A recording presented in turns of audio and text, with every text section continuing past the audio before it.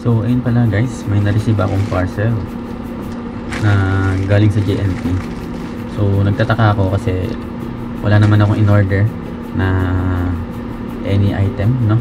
So wala akong inaasahan talaga na darating sa akin. So hinanap ako ng rider at tinanong ko kung magkano siya. So wala daw, bayad na. So tinignan ko yung pangalan, it's from Telesin Philippines. So sila yung nakausap ko last time sa page nila na i-review ko daw yung product nila.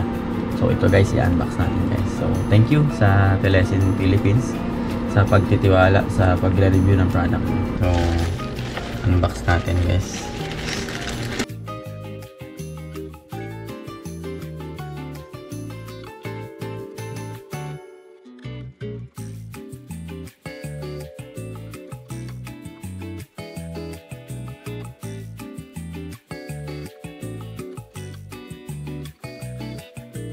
Smartphone magnetic neck holder, yan. So diyan ko ilalagay yun sa cellphone. So magnetic na rin siya, yan. Yun, ganda. So ganda ng neck holder guys, ha? Malatang matibay.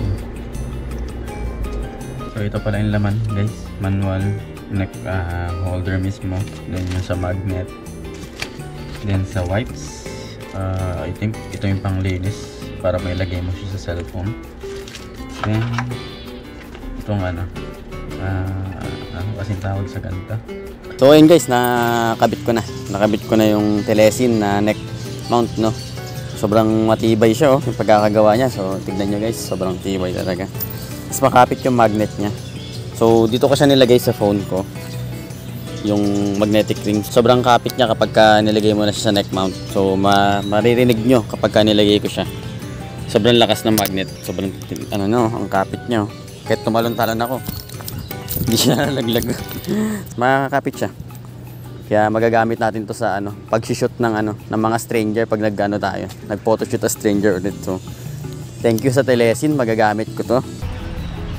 Tingnan muna sa kanya. 1, 2, 1, 2, smile. Side ka ng konti. 1,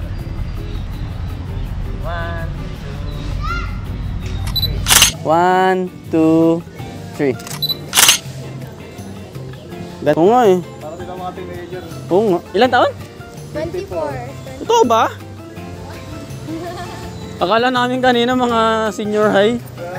Totoo? Baka naman ginajoke mo kami ate. Tignan mo muna yung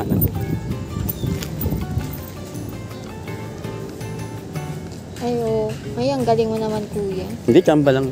So dahil motovlogger nga tayo guys, kailangan din natin siya i-testing sa pag-rides natin. So ayan, side by side comparison ng kuha sa camera ko and sa mobile phone.